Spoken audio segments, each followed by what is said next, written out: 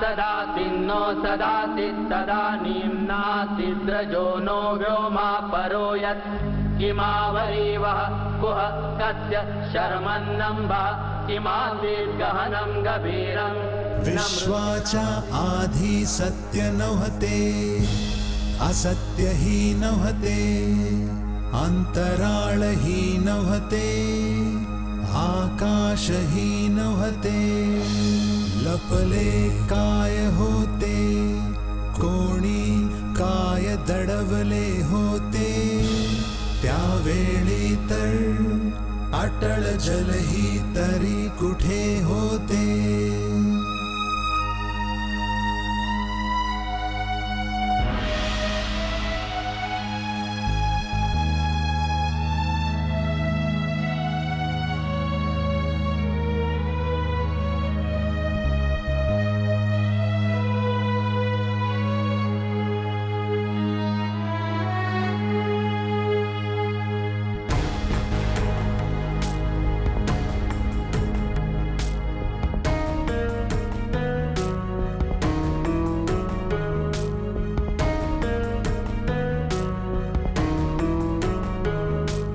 सृष्टीचा कोण करता करता आहे की अकर्ता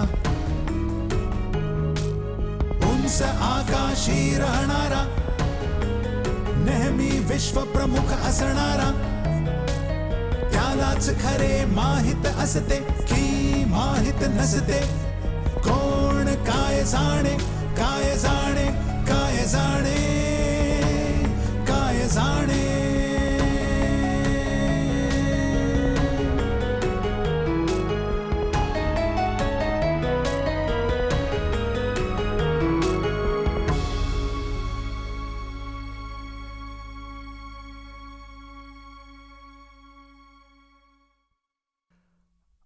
आता आपण 14व्या आणि 15व्या शतकातल्या भारतावर एक नजर टाकूया. दिल्ली सल्तनत आवळून तैमूरच्या आगमनापर्यंत गायबच होत गेली. हिंदुस्थानामध्ये अनेक मोठी स्वतंत्र अशी राज्य होती. तिथे त्यांच्यावर मुसलमान शासकांची राज्य होती. बंगाल, जौनपूर, मालवा, गुजरात. दक्षिणेमध्ये बेहमनी सल्तनत होती. मग एक शक्तिशाली हिंदू राज्य विजयनगर. मग गुजरात सल्तनतीच्या उत्तरेमध्ये होतं राजस्थान, जिथं अनेक छोटी छोटी राजपूत ठिकाणं होती. शिवाय एक मोठं राज्य चित्तौड म्हणजे मेवाड, खूप महत्त्वाचं या सर्वांत. 16व्या शतकाच्या सुरुवातीपर्यंत लोधी वंशाने परत दिल्ली सल्तनतीला एक शक्तिशाली राज्य बनवलं होतं. जौनपूर नष्ट केलं गेलं आणि अनेक राजपूत ठिकाणांचे शासक दिल्लीच्या अधीन झाले. पण मेवाड आणि मारवाने स्वतःचं स्वातंत्र्य अबाधित राखलं.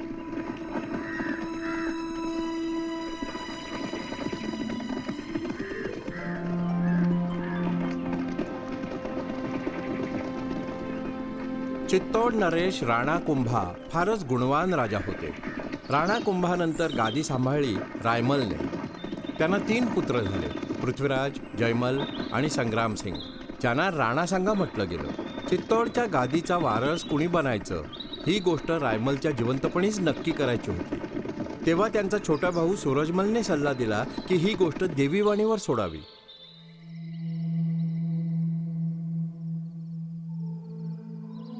जय माता देवी.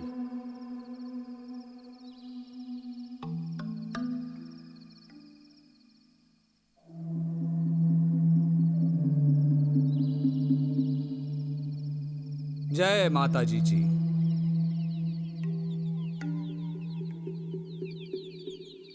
चलिए माते.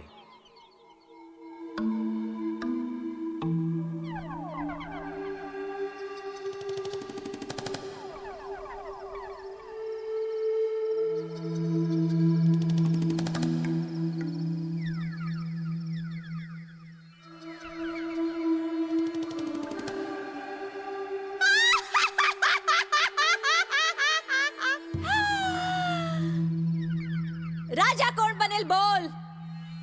तुम्ही तर जाणताच माते. खरंय जाणते मी. राजसिंहासनासाठी योग्य व्यक्ती मिळालाय केव्हाच. तुम्ही तर बस त्यांचं नाव सांगण्याची कृपा करा देवी माते. राजा कोण बनेल? या मंदिरामध्ये सर्वप्रथम कोण आला बोल. मी आलो. नंतर मग मी आलो. मी आलो सर्वात मागणं माते. तरी पण मग वाघाच्या कातड्यावर बसलास तू. पण झालं काय म्हणून? वाघाच्या कातड्यावर बसणाराच राजा फक्त होतो. ही पण मूर्खता आहे. मी राजा फक्त होईन. तुला भविष्य होतं ना जाणायचं. मी बघ सांगितलं तुला. आता स्वतःचं भाग्य म्हणून स्वीकार कर तू. जर मी या कातड्यावर बसलो असतो मग? पण भाऊ, तू या कातड्यावर बसला तर नाहीस ना. माझी ती चूक मोठी. शिवाय चूक पण सुधारली जाते. उठ त्या कातड्यावर ना. या कातड्यावर बसण्याचा अधिकार माझा आहे. तुला अवसर मिळाला होता. पृथ्वीराज, देवी मातेचं भविष्य नाही बदलू शकत तू. खरंय, जोवर हा संग्राम सिंग जिवंत आहे मी ह्याला जिवंत नाही सोडणार. पृथ्वीराज, भाऊ स्वतःला सांभाळा. तुझा भाऊ आहे पृथ्वीराज. मी याला जिवंत नाही सोडणार. मी याचे तुकडे तुकडे करून टाकणार. मी राजा बनणार. केवळ मी बनणार राजा. पृथ्वीराज, तू स्वतःच्या भावावर हात उचलून खूप मोठं पाप करून बसलायस. महाराजांना समजेल जेव्हा काय होईल पृथ्वीराज. जेव्हा पृथ्वीराजाच्या आक्रमणाची बातमी रायमलने ऐकली तेव्हा त्याने क्रोधित होऊन पृथ्वीराजला हद्दपारी दिली. राणा सांगा पण गायबच झाला होता. त्याचा काही मागमूस सुद्धा नव्हता. तेव्हा रायमलने तिसरा मुलगा साध्या सरळ जयमलला राजा बनवला. मेवाडच्या भाग्याला ग्रहण लागलं आणि त्यातच पृथ्वीराजच्या मृत्यूची बातमी आली. आणि मग पत्ता लागला राणा सांगा जिवंत आहे आणि श्रीनगरमध्ये राजा करमचंदांचा चाकर आहे. म्हाताऱ्या रायमलने त्वरित त्याच्या मधल्या मुलाला बोलावलं आणि त्याला गादी सोपवली. बंधूनो, मागील काही वर्षांना विसरून गेलेलंच बरं आहे. किंवा समजा नशिबात लिहिलेलं व्हायचंच होतं. ज्यावरून देवीच्या चरणांजवळच्या पुजारणीची भविष्यवाणी खरी सिद्ध होऊ शकेल. खरं सांगू बंधूनो माझ्या, मागील वर्ष मला पण भीषण दुःखाची गेली.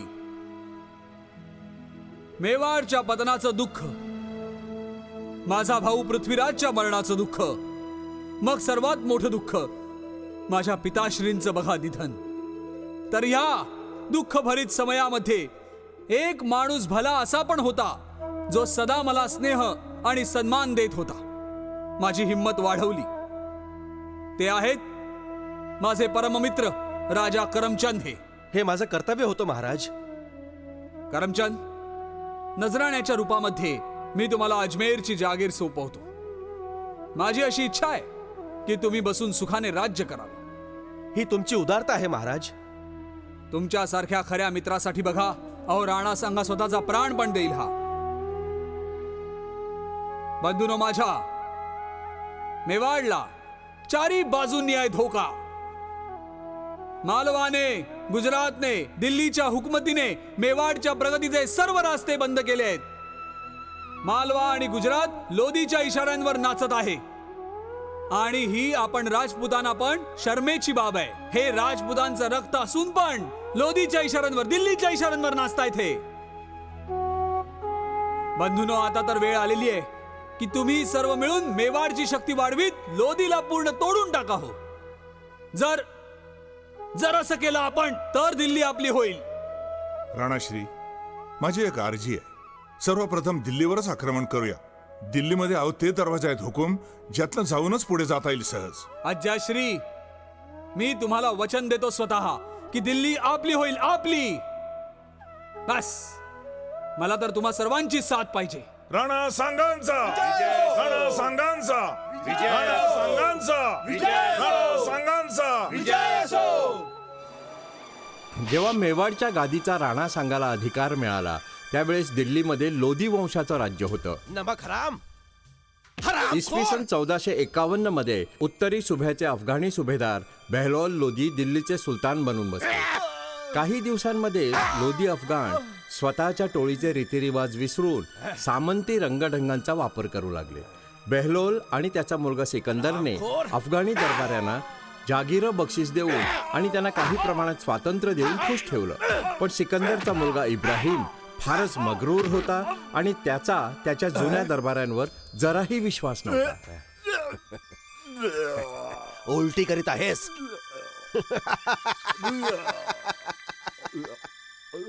आमचा कबक भाई जलाल खान कुठे आहे? मिया बुवा, समोर आमच्या पेश तुम्ही त्याला करा. आका, तुम्ही बघा नजराणा ठोकरला त्यांचा. यासाठी शहजादा जलाल ग्वालियरच्या बाजूने पळाले म्हणून त्याला पकडायला आजम हुमायूने किल्ल्यावर चढाई केली. पर तो नालायक उस गद्दार जलालला पकडूही नाही शकला म्हणे. खान, गडबडीमध्ये शहजादा जलाल न जाणे कसा फरार हो झाला. तुमचे तर सगळे आता पुरे केस पण पांढरे झाले आणि आकल्यावर पण पाऊस पडलाय. आका, मला बडबड नकोय. तू जरूर लपवतोयस काही आमच्यापासून. मी खामोश. मलिक कक्कड, तू मला सांग कुठे लपलाय तो पाजी. झाशीच्या किल्ल्यामध्ये बेडी बंद आहे दिल्ली सुभानी. शहजादा जलाल ग्वालियरातनं निघून मालव्याच्या बाजूने जात होता, पण गोंड कबिल्याच्या सरदाराने त्यांना रस्त्यामध्येच धरलं आहे. मग आमच्या सुपूर्द केलं आहे. काय मिया भुवा, या सल्तनतीतले थोडे दरबारी अभी भी आम्हाला वफादार आहेत. आका माझा ऐका आणि शहजाद्याला माफ करून टाका. तो तुमचा छोटा भाऊ आहे, नादानी करून बसलाय. पण ऐकलत कसा माफीची भीक मागत आहे. गौप्यस्फोट झाला तर लागला थरथरायला. ही एक साजिश होती. आका, मी कुठली साजिश नाही केली. खोटं बोलत आहेस. मरहूम सुलतानांचा मृत्यू झाल्यावर तू आणि तुझ्या फालतू दोस्तांनी सल्तनतीच्या वाटपाची बोलणी नव्हती केली. नाही सांगितलं जलाल खानला तुम्ही जौनपूरची गद्दी द्या म्हणून आणि दिल्ली स्वतःजवळ ठेव म्हणून. ही सुलतान सिकंदरच्या सल्तनतीचे तुकडे करण्याची साजिश नव्हती. एक सल्तनतीत सुलतान एकच असू शकतो. तू हमेशा पालतू पोपटाला शिकवल्यासारखा पोपटी बोलत असतोस माखन. पण आम्हा अफगाण्यांमध्ये बापाचा मृत्यू झाल्यावर राज्य भावांमध्ये वाटलं जातं. अल्लाह के सामने सगळे कबिले हमेशा बरोबर राहिलेत. शिवाय हाच आमचा रिवाज आहे. जमाना बदलला आहे मिया बुवा. कबिल्यांमध्ये राज्य करायचा हक्क फक्त लोदींना आहे. बाकी सर्व कबिले आमचे गुलाम आहेत. लोदींची सेवा करणं फर्ज आहे त्यांचा. सुलतानासमोर कबिल्यांना मुळी पण किंमत नाही. लेकिन कबिल्यांचे सरदार याला केव्हाच राजी नाही होणार. जबानला लगाम दे मूर्ख माणूस. तुझ्यासारख्या एहसान फरामोशांमुळेच अफगाणी कबिल्यांमध्ये जहर फैलावत आहे. कोण सांगताय असं? मिया भुवा, माखन एक पालतू पोपट आहे हेच सांगणं आहे ना. आता बघ, हा पोपट तुमचं सगळं उघडं करेल. मूर्खा बोल आता. पण सांगायचं काय आणि चाललंय काय? पंजाबच्या सुभेदारांसुद्धा तुम्ही थोडी पत्र नाही लिहिलीत. आपला दोस्त अहबाबशी पत्रव्यवहार करणं म्हणजे गुन्हा आहे काय? असं का? सुलतानात सुद्धा सणकीशिवाय ताकदीचा वेडा म्हणणं म्हणजे गुन्हा नाही? दौलत खानास विद्रोहासाठी भडकवणं म्हणजे गुन्हा नाही? आका सिकंदर सुलतान मरहूमनी या नाचीजला आणि दौलत खानाला मान मरातब दिला. आम्ही दोघं तुमचे खरे वफादार आहोत आका. असं यासाठी सोआज दरबारामध्ये नाही आला. वफादारी जिताने के लिए आपला पाजी बेटा दिलावर खानला पाठवून दिला. जर तो वफादार आहे तर मग स्वतः यायला का कतरत आहे? हुजुरी आला. माझ्या वालिद साहेबांची तब्येत खराब आहे, पण स्वतः यायची जिद केली त्यांनी. तरी हकीम म्हणाले जायचं नाही म्हणून. आम्ही बिमारीची वजह चांगली जाणत आहे यांची. इथल्या भयानं पोट खराब झालं असावं ना त्याचं, की जर भांड फुटलं मग काय होईल म्हणून. स्वतःच्या डोळ्यांनी पाहिलंस ना आता की गदारांना काय सजा होते ती. तू स्वतःच्या डोळ्यांनी पाहिलंस, दिसले ना रे? जी हुजूर. तर जा आणि मग सांग तुझ्या बापाला तू. शिवाय मिया भुवाच्या वाईट परिणामाची खबर पण द्यायची. चल, खेळ तुझा आता संपला रे विश्वासघातकी. जा घेऊन या हरामखोराला बघू आणि द्या टाकून कैद खाण्यामध्ये. चढू दे तिथे. इब्राहिम, तुझा रस्ता खरंच अतिशय चुकतोय. अशा तऱ्हेने तुझ्या बापाने केलेल्यावर पाणी फेरून टाकशील. याचा परिणाम खूपच वाईट होईल इब्राहिम. हुजूर, मला इजाजत द्या. अरे पण जायचं कशाला? तुझ्यासाठी सूचना आहेत काही?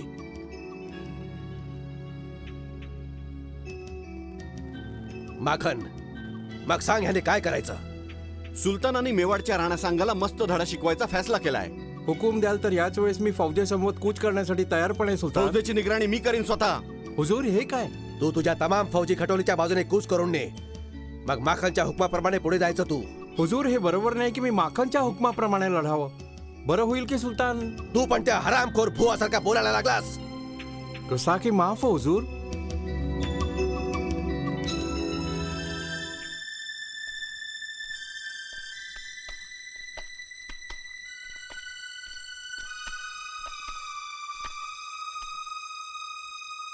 सुलतानला बघ ताकदीची पुरी नशा चढली आहे. काल माहिती आहे मला कुठे नेलं? जुन्या कैदखान्यामध्ये, जिथे सगळे दरबारी सुद्धा नजरबंद आहेत. हे सर्व बिचारे पूर्वी मरहूम सुलतान सिकंदरला वफादार राहिले. दिलावर खान हा जालिम कुणावरच भरोसा नाही करत. मी पण फैसला केला आहे. कसला फैसला?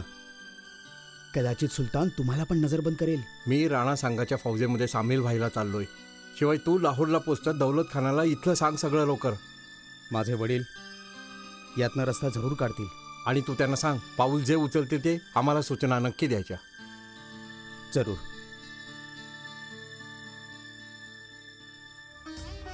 मिया हुसेन राणा सांगाच्या फौजेमध्ये जाऊन मिळाला. परिणाम हा झाला की इब्राहिमच्या फौजेला राजपुतांनी पळवून लावलं. स्वतःची योग्यता सिद्ध करून मिया हुसेन पुन्हा इब्राहिम लोदीजवळ परत आला. या लढाईमध्ये राणा सांगाचा एक हात आणि एक पाय निकामी झाला. या अवस्थेचा फायदा उचलून त्याने त्याच्या सामंतांची परीक्षा घेतली.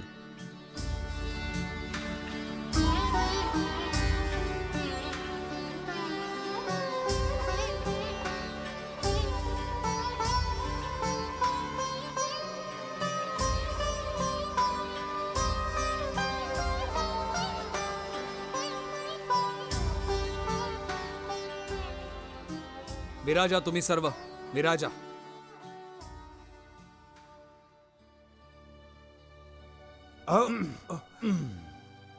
हे हे असं का पण अन्नदाता? तुमच्यासाठी तर सिंहासनच योग्य जागा आहे. नाही आज्याश्री, ते मला ठीक नाही वाटत. मी बघा बसायला हवा तुमच्या सोबतच. हे अन्नदाता, तुम्ही आम्हाला लज्जित नका करू. तुम्ही बसा हो आज्याश्री. आता कुठली मूर्ती तुटते बघा, तेव्हा कोणी पूजा नाही करत तिची. का हो उदय सिंग, खरं आहे ना? तुमचं हे बरोबर आहे राणा सांगा. मेवाडच्या सिंहासनावर बसणारा पण राजा परिपूर्ण सुद्धा हो असावा आज्याश्री. आणि माझ्या शरीराची बघा ही अशी दशा आहे की हात गेलाय माझा आणि हा पाय पण काम नाही करते बघा. डोळाही आम्हाला एकच आहे.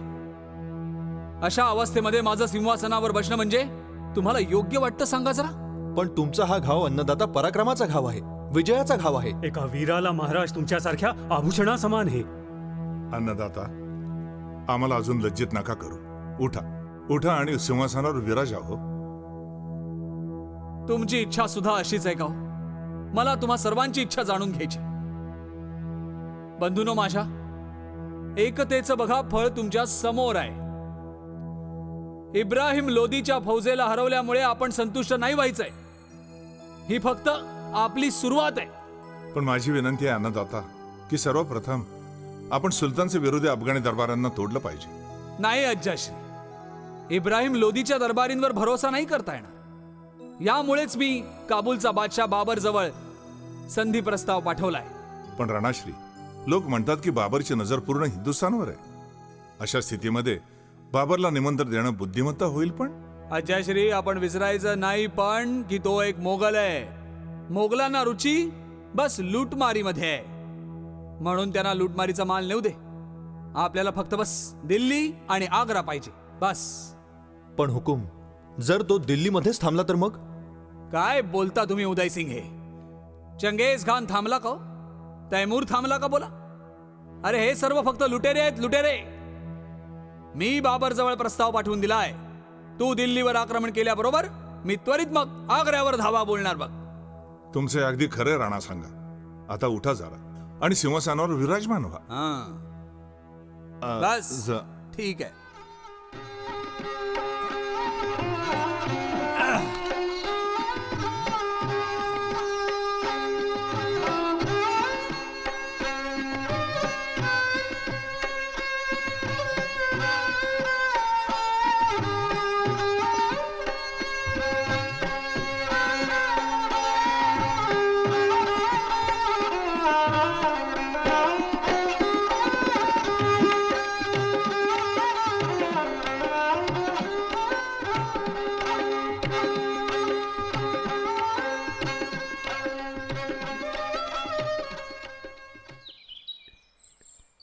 जेव्हा बाबर 11 वर्षांचा होता तेव्हा त्याचे वडील मृत्यू पावले.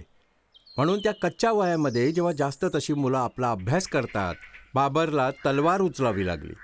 तो स्वतःचं तख्त घालवून बसला. मग पुन्हा जिंकला त्याने. मग फरगाना घालवून त्याला समरकंद जावं लागलं. मग तिथनं काबूल. तरी पण त्याला साहित्य आणि कलेसाठी वेळ मिळाला. बाबरने स्वतःचं आत्मचरित्र बाबरनामा लिहिलं आणि हे मनोवेधक पुस्तक त्याचं मन खूप जवळून बघायची संधी देतं. भागवान हुजूर,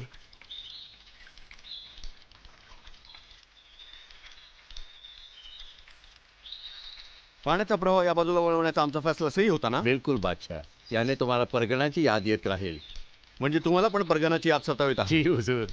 परगणाच्या नद्या, तिथले मेवे, मग द्राक्ष पण. मग टरबूज बादशाह. खरं आहे, टरबूज. पण त्या टरबुजांची मजाच वेगळी आहे. बरं, पण आता काबूलच आपला मायदेश. पण बाग बगीच्यानी इथे पण रौनक येईल बादशाह. समोर 3 झाडं कसली ती? असं आहे बघा ती झाडं. असं सांगतात 3 अवलियांच्या कृपेमुळे आहेत तिथे. जाऊ आपण तिथे, कदाचित आपल्यावर पण कृपा होईल. बादशाह, किल्ल्यामध्ये लोक तुमचा इंतजार करत असावे. इंतजार लोक रोजच करत असतात. बादशाह, शहजादे कामरानचा निकाह. तुम्ही याद करून दिले हे चांगलं झालं. वरना कामरानच्या अमिजानने आम्हाला ताउम्र माफ नसतं केलं. चला बघू, तुम्ही पण चला निकाहमध्ये. बघा, बढिया खाना आणि बेहतरीन शराब मिळेल तिथे. मस्त संगीत आणि शायरी असेलच. वा.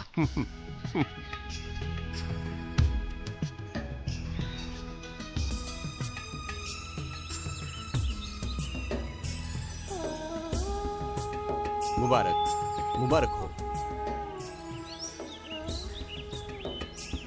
खुदा हमेशा तुझ्यावर आपल्या कृपेचा वर्षाव करेल. भाई तरदी बेग, तुझा प्याला कुठे आहे? तुझ्या हातामध्ये प्याला नसेल तर तू अधुरा दिसतोस. हा. बादशाह, लाहोरातनं एक दूत आलाय. वाट बघेल जरा थोडी. पहिले जश्न होने दो. चलो हुमायूं, जनानामध्ये जाऊन येऊ.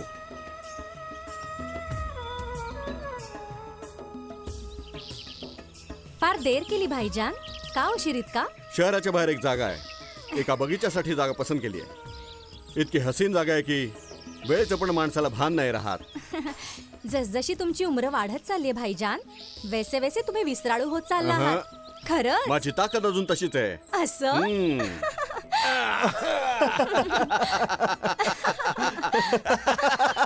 तू सुलतान इब्राहिम लोदींचं नमक खाल्लायस. तुझे वडील आजोबा पण लोदी दरबारामध्ये उच्च हुद्द्यावर होते. मग तुला का आमची मदत हवी आहे? पण काय ही ऐसान फरामोशी नाही? बादशाह, सुलतान इब्राहिम स्वतःच्या सगळ्या दरबारांवर शक करतात. अनेकांना मारून टाकण्यात आलं, तडीपार करण्यात आलं, कैदखान्यामध्ये टाकून त्यांचे तऱ्हेतऱ्हेचे हाल पण केले. म्हणून हिंदुस्थानाचे बादशाह बनायच्या लायक नाहीत ते. यासाठी अनेक दरबाऱ्यांनी ज्यांच्या स्वतःच्या जीवाला पण खतरा आहे मला तुमच्याजवळ पाठवलंय. माझे सगळे साथी बेसबरीने तुमच्या हिंदुस्थान येण्याची वाट बघतायत. आम्ही जल्द तुम्हाला खबर करणार. तोपर्यंत तुम्ही काबूलमध्ये आमचे मेहमान आहात. इज्जत दिल्याबद्दल शुक्रिया बादशाह.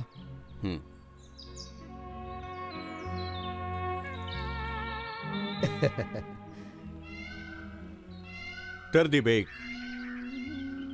हिंदुस्थानातनं पहिला राणा सांगांचा पैगाम. मग आता अफगाण सरदारांची इच्छा आहे की आम्ही दिल्लीवर धाबा बोलायचा? अफगाणांवर वैसे बी यकीन नाही करायचा. आपण जेव्हा पण किल्ल्यांमध्ये शिबंदी ठेवल्या, आपल्या पलटण्याची देर होती की अफगाण सरदारांनी आपल्या किल्ल्यावर कब्जा जमवला. पण हिंदुस्थान मिया गरम मुल्क आहे. पण तरी एका बादशाहासाठी हिंदुस्थान एक महत्वाची जागा आहे. तरदी बेग, जर आम्ही हिंदुस्थानावर हमला करण्याचा फैसला केला, मग तू येशील सोबत? बादशाह, मी तुमच्यासाठी संत पण सोडलं, साथ मी काबूल आहे. पण ही उम्मीद जरूर होती की आपण एकदा परत समरकंद पुन्हा हासिल करणार.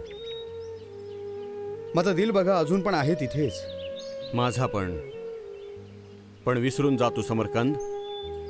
आता आपलं भविष्य बघ पूर्व दिशेमध्ये आहे. तरदी बेग, आता पण बघ, आम्ही गेलो हिंदुस्थानला तर पूर्ण हिंदवर फतेह हासिल करीतच परतणार. शीख सूत्रांनुसार बाबा गुरुनानक देवजींनी बाबरचं हिंदुस्थानला येणं नैतिक पतनामुळे हिंदुस्थानावर आलेली दैवी विपत्ती म्हटलं होतं.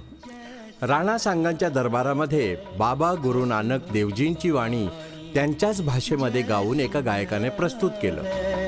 खस्म की बाणी फैसला करी ज्ञान वेलालो, फैसला करी ज्ञान वेलालो, पाप की चंजल काबल ताया, पाप की चंजले काबल ताया जोरी मंगे दान वेलालो जोरी मंगे दान वेलालो जैसी मैं आवे खस्म की बाणी तरम तरम दोए छप खलोए कूड़ फिरे परधान वेलालो काजे अबामना की गल थकी अगद पड़े सैतान वेलालो जैसी मैं आवे खस्म की बाणी मुसलमान पढ़े कतेबा कष्ट में करे खुदा वेलालो जात सनाती और हिंदवाणिया ए भी ले खेलाए वेलालो खून के सोहले गावी नानक रत का कुंगू पाए वेलालो रत का कुंगू पाए वेलालो जैसी मैं आवे खस्म की बाणी वाह आज्याश्री कोणी बांधलं हे गाणं? बाबा नानकनी बांधलंय महाराज. लाहोरमध्ये बाबरचा हमला झाल्यावर पुन्हा बाबर बाबर जिथे तिथे बाबरचीच बोलणी चालली आहेत. अन्नदाता आपला आता काय होईल हो? तुम्ही म्हणालात बाबरला तेव्हा की दिल्लीवर बाबरनं आक्रमण करताच तुम्ही आग्र्यावर आक्रमण करून टाकणार. आज्याश्री मला माझं वचन बघा नाही निभावता आलं.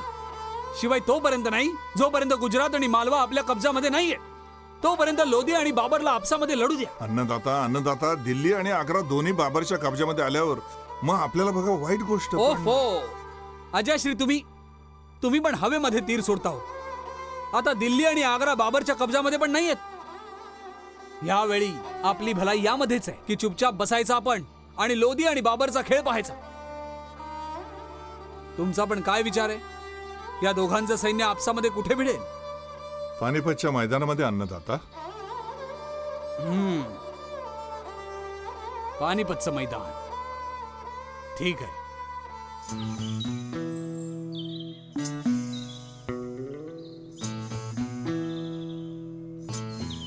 मुबारक हो पातशा.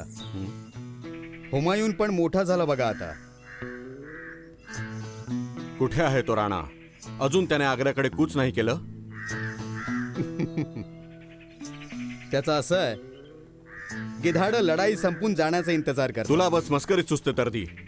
पण आमचे शिपाई बेचैन होऊन घाबरलेत. पण बिचारे 2-3 महिन्यांपासून घरातून बाहेर आहेत. परदेशामध्ये जिथली भाषा पण समजत नाही त्यांना. शिवाय म्हणे चर्चा ही आहे की लोधीच्या फौजमध्ये 1 लाख शिपाई असून 1000 लढत होतीयेत.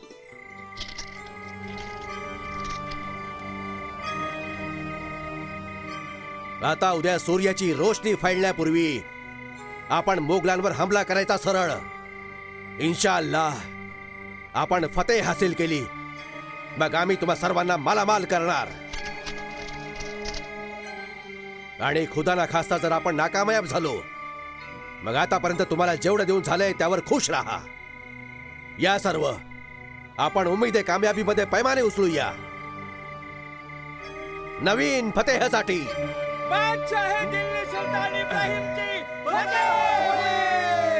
सुलतान इब्राहिम लोधीची फौज काळ्या मोठ्या ढगांप्रमाणे पहिल्या प्रथम आपल्या बाजूला तोपर्यंत पुढे आली जोपर्यंत त्या सर्वांना आमच्या फौजेचा पराक्रम नाही दिसला.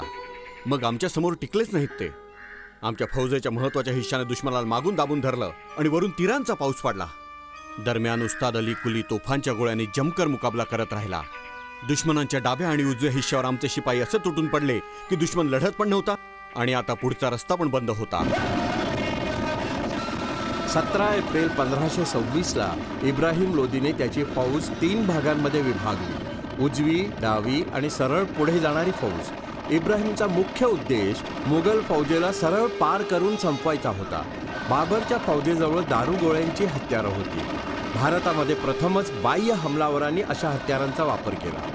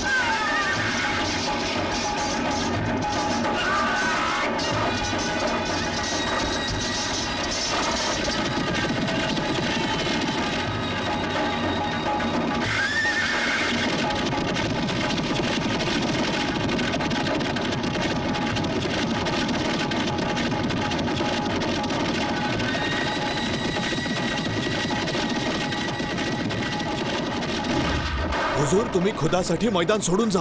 भित्रेपणाचं बोलू नकोस महमूद. मी मागे नाही जाणार मुळीच. हुजूर, बाबरला आपण नंतर पण हरवू शकतो ना. दिल्ली वाचवायची नवी योजना बनवायला हवी. तू मृत्यूला घाबरतोयस महमूद. मग त्या मैदान सोडून तू. आमचे किती दरबारी शहीद होऊन गेले. काल आपण मिळून फतेह जाम प्यालो.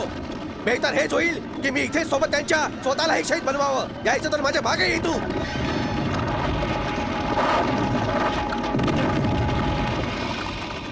खुदाच्या कर्मविनायतनेच ही लढाई आमच्यासाठी ठरली सोपी. अर्ध्याच दिवसामध्ये दुश्मनांचा सफाया झाला. अन्नदाता, बाबरनं आता हुशारीनं एक अजून चाल फेकली. बघा, त्यानं समर्पित अफगाण दरबाऱ्यांना आपल्यापेक्षा पण जास्त सन्मान देणं सुरू करून टाकलंय. यानं सर्व बघा बाबरच्या प्रति वफादार राहतील. हे पण आता साफ दिसत आहे की बाबरचा इरादा आता परत काबूल जावयाचा नाही. बाबरचे सगळे लोक काबूलला परत पण गेले, पण तो मुळीच जायचं नाव घेत नाही. बघा अन्नदाता, बाबरच्या संबंधामध्ये फैसला लवकर करावाच लागेल. खरं तर तुम्ही आग्र्यापर्यंत त्याला साथ द्यायला हवी होती. हा सर्व बघा भाग्याचा फेरा आहे आज्याश्री. याला मी जबाबदार मुळीच नाही. आता घडून गेलं ते जाऊ देऊ. बाबरच्या बाबतीत चिंता करण्याची पण गरज नाही. आणि एक मात्र लक्षात ठेवा की मेवाडचीच आहे दिल्ली, मुळीच बाबरची संपत्ती नाहीये. राणा महाराज, मी पण तुम्हाला हाच सल्ला देणार होतो. इथले आपले सगळेच्या सगळे दरबारी उमराव पण हीच मनीषा राखतात की दिल्लीच्या गादीवर तुम्हीच विराजमान व्हा. यासाठी बघा ते बाबरच्या विरोधामध्ये आपली साथ द्यायला पण तयार. बस बघा, आपण विचार करायची पण गरज नाहीये. बाबरवर आक्रमण करायची तयारी करा लवकर. पण अन्नदाता, मला पण त्याच्या आग ओकणाऱ्या बघा शस्त्रांची चिंता आहे. आपल्या तीराच्या मानाने जास्त तीक्ष्ण मारा करते ती. या शस्त्राच्या साथीने पण बाबर आपल्या वीर राजपुतांसमोर मुळीच नाही टिकणार. खरं बोललात उदय सिंग अगदी. हे पण आता साफ आहे की मोगलांशी लढायला बघा मेवाड शिवाय आता दुसरी कुठली ताकद मुळीच नाही. ही लढाई आपण जिंकायचीच हर स्थितीमध्ये. बादशहा, मला परत काबूल जायचं हो. क्यों? इथे खूपच गरमी आहे. माझे शिपाई अजून नाही थांबू शकत. तुम्ही केव्हाच नाही सांगितलं की इतक्या मोठ्या काळासाठी इथे आपल्याला राहावं लागेल. ह्यावेळी जेव्हा आम्ही राणा संघाशी लढाईची तयारी करतो, तू परत जायचं म्हणतोयस? नाही, ह्यावेळी तर आम्हाला आमच्या तमाम फौजी ताकदीची जरूरत आहे. जर तू असं म्हणायला लागलास तर आमच्या बाकी शिपायांचं काय होणार? हम वादा करते हैं, आम्ही राणा संघाच्या विरुद्ध कामयाब झालो तर तू तुझ्या माणसांसकट काबूल जाऊ शकतोस. तोपर्यंत तुझ्या माणसांना सांग की सबर करा.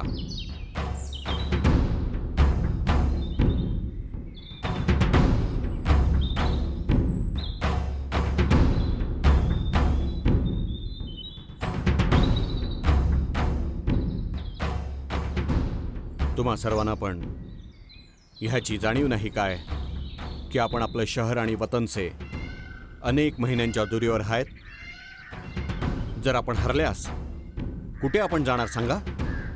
इथे आपण परदेशींमध्ये घेरलो आहोत. आता इतकं चांगल्या रीतीने समजून घ्या, आपल्या समोर सिर्फ 2च रस्ते आहेत. जर आपली जीत झाली मग अल्लाच आपल्याला कामयाबी देणार. आपली हार झाली मग पण अल्लाहच्या नावावर शहीद होऊन जायचं.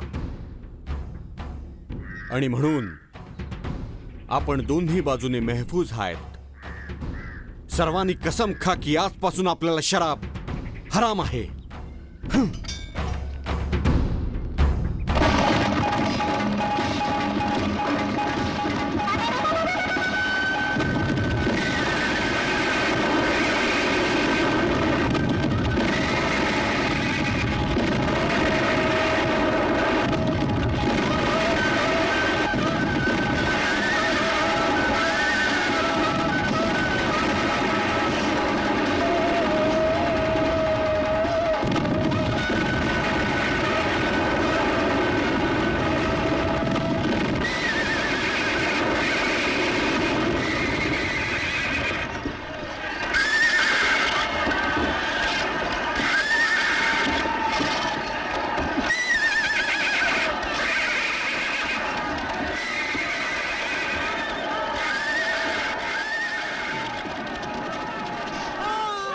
अरे माझ्या राजपूत वीरांनो, चला शत्रूला भिडा. एक पण शत्रू वाचता कामा नये. चला वीरांनो, पुढे चला. आता मेवाडसाठी जीव तर हातावर घ्या. पुढे वा, पुढे चला. शत्रूंना घेरा. चला वीरांनो, पुढे चला. त्यांचा कळप तोडा. पळता भुई थोडी करा त्यांना.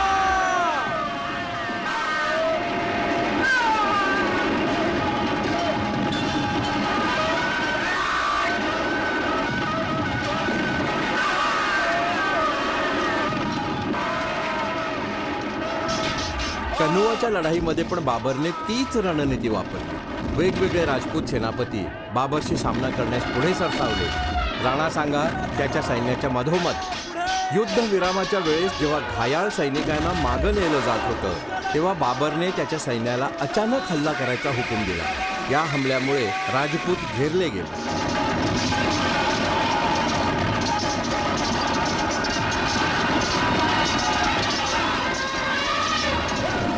राणा महाराज, तुम्ही निघा इथलं.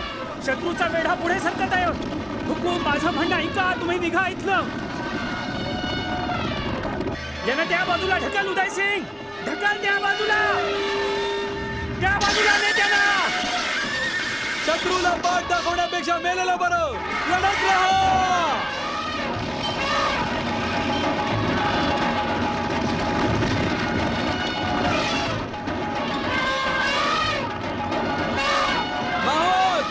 हत्तीला पुढे ने.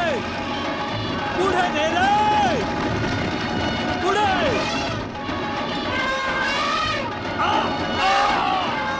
शिपायानो, रणश्रीना वाचवा.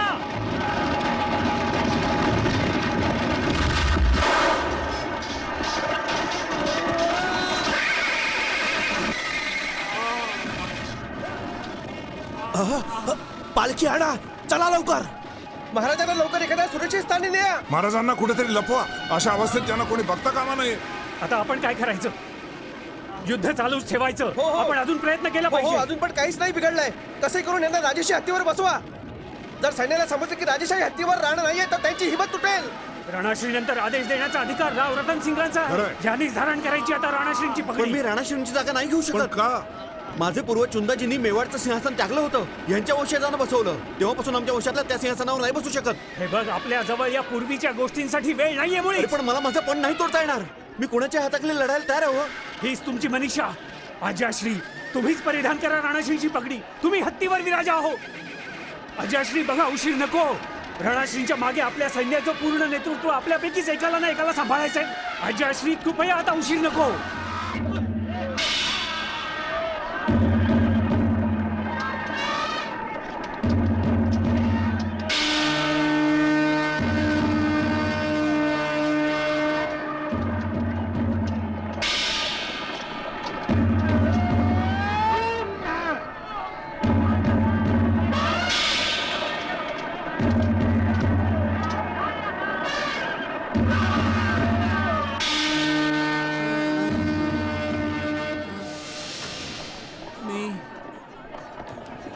मी बरा आहे आता.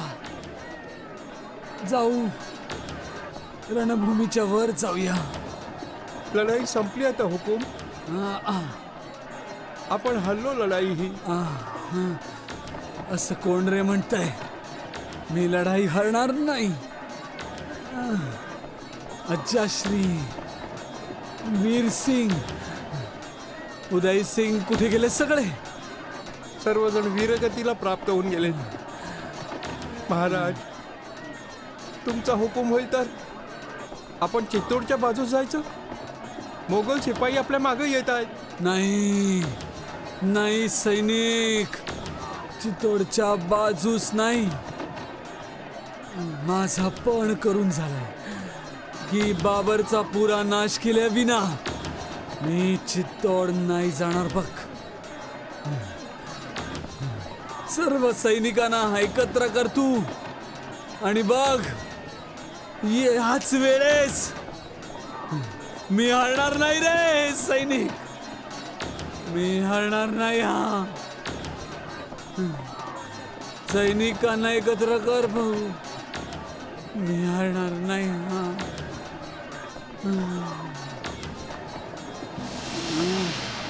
राणा सांगा कधीच चित्तोडला परत नाही जाऊ शकला. काही जणांचं म्हणणं आहे की जखमांनी त्याचा जीव घेतला, तर काहींचं म्हणणं आहे की सेनानायकांनी त्याला विष देऊन मारलं, कारण त्या सगळ्यांच्या मर्जीच्या विरुद्ध त्याला बाबरशी लढायचं होतं. ते जे असेल ते 13 मार्च 1527ला बाबरच्या विरुद्ध अखेरची मोठी चढाई अयशस्वी ठरली.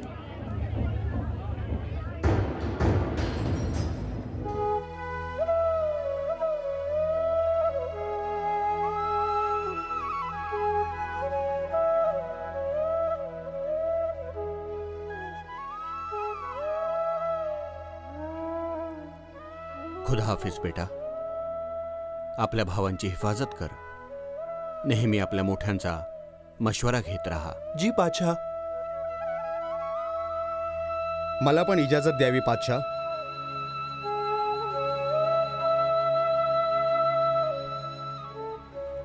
खुश रहा तू तरदी. खुदा करे तू निवडलेल्या मार्गावर तुला नेहमीच यश मिळत राहो. पातशाह, तुम्ही पण का नाही परत येत आमच्या सोबत? अभिनय तरदी, आमची असली जंग बघ आता सुरू होईल.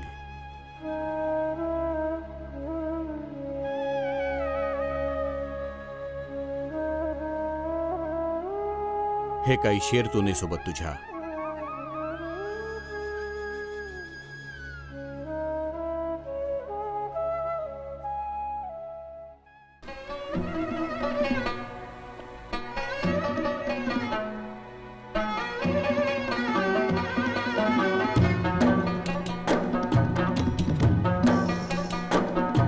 सांग काय तुला भीती दुःखाच्या शोकाची.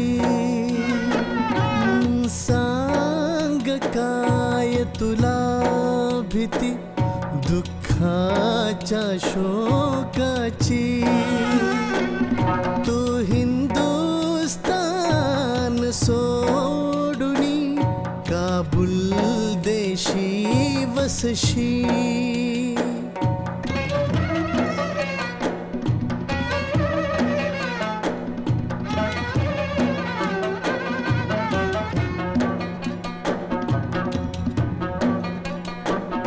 आराम चैन नशेमध्ये धुंद ही हवा. आराम चैन नशेमध्ये धुंद ही हवा. ऐशो आराम तू मिळविला जो होता तुला हवा.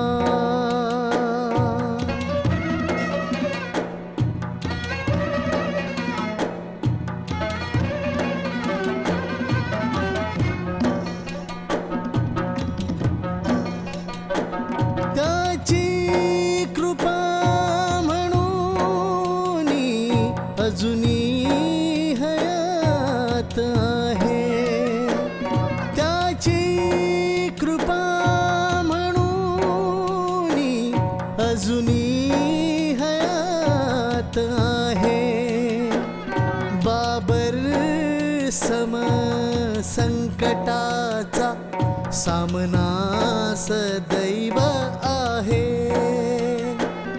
बाबर सम संकटाचा सामना सदैव आहे.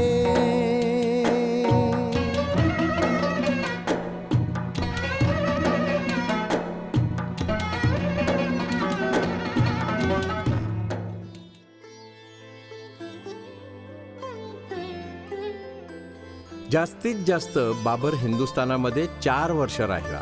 ही 4 वर्ष लढायांमध्ये गेली आणि बाबर हिंदुस्थानामध्ये अपरिचितच बनून राहिला. त्याच्या मृत्यूविषयी एक प्रसिद्ध असा किस्सा आहे. त्याचा मुलगा हुमायूं आजारी होता आणि बाबर त्याच्यावर इतकं प्रेम करायचा की त्याने खुदाशी दुआ मागितली की मुलाऐवजी खुदाने त्याचा जीव घ्यावा. या खुदा, जर तू एक जीवन घेऊन दुसरं देऊ शकतोस तर मी बाबर माझा मुलगा हुमायूला माझं जीवन देत आहे.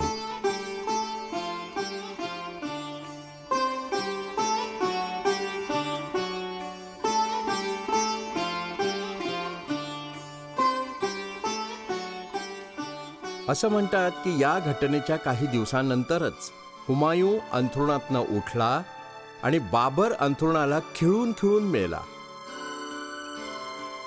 बाबरला काबूलला नेऊन दफन केलं गेलं, त्याच बागेमध्ये जी त्याला अत्यंत आवडायची.